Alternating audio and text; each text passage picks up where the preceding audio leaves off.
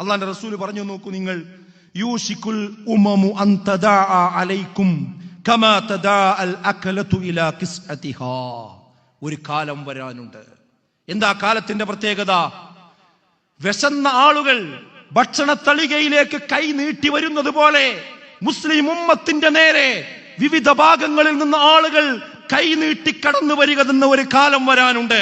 ഫഖാല ഖായിലുൻ, ചോദിക്കുന്നവൻ ചോദിച്ചു, വമിൻ ഖില്ലത്തിൻ നഹ്നു യൗമഇദിൻ, അന്ന് പ്രവാചകരെ ഞങ്ങൾ വളരെ കുറച്ചേ ഉണ്ടാവുകയുള്ളൂ. ഖാല, അവിടുന്ന് പറഞ്ഞു, ബൽ അൻതും യൗമഇദിൻ കസീർ, അല്ല, നിങ്ങൾ ധാരാളം ആളുകൾ ഉണ്ടാകും. പക്ഷേ നിങ്ങളുടെ സ്വഭാവം എന്താണെന്നോ, വലാകിന്നകും ഉസാഉൻ കഉസാഇസ് സൈൽ, വെള്ളത്തിലൂടെ ഒഴുകിപ്പോകുന്ന ചപ്പ് ചവറുകളെ പോലെയാണ്, ചണ്ടികളെ പോലെയാണ് നിങ്ങൾ ഉണ്ടാവുക. വിശ്വാസം ഉണ്ടാവുകയില്ല, അമലുസാലിഹാത്തുകൾ ഉണ്ടാവുകയില്ല, ഈമാൻ ഉണ്ടാവുകയില്ല, പുറംമൂടി മാത്രമേ നിങ്ങൾക്കുണ്ടാവുകയുള്ളൂ. വലയൻസഅന്നല്ലാഹു മിൻ സുദൂരിക്കും സുദൂരി അദുവികുമുൽ മഹാബത മിൻകും, നിങ്ങളുടെ ശത്രുക്കളുടെ മനസ്സിൽ നിന്ന് നിങ്ങളെക്കുറിച്ചുള്ള ഭയം അള്ളാഹു എടുത്തൊഴിവാക്കുകയും ചെയ്യും.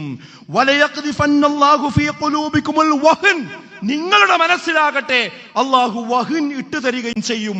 ഫഖാല, പറഞ്ഞു, വഖായിലുൻ, ചോദിക്കുന്നവൻ ചോദിച്ചു, യാ റസൂലല്ലാഹ്, അള്ളാഹുവിന്റെ റസൂലേ, വമൽ വഹൻ, എന്താണ് ഈ വഹൻ ഇട്ടു തരുമെന്ന് പറഞ്ഞാൽ? മുസ്ലിം ഉമ്മത്തിന്റെ ഹൃദയത്തിൽ വഹിനിട്ട് തരുമെന്ന് പറഞ്ഞല്ലോ, എന്താണ് ഈ വഹിൻ എന്നതുകൊണ്ട് ഉദ്ദേശിക്കുന്നത്?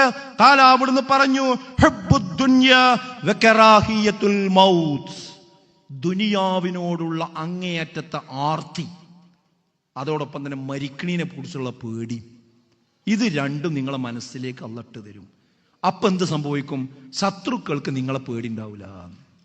ഇന്നെന്താ സംഭവിക്കുന്നത്?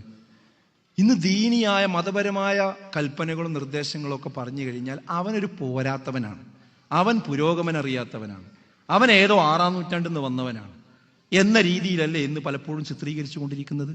എത്ര ഗുരുതരമായ വിഷയമാണിത്.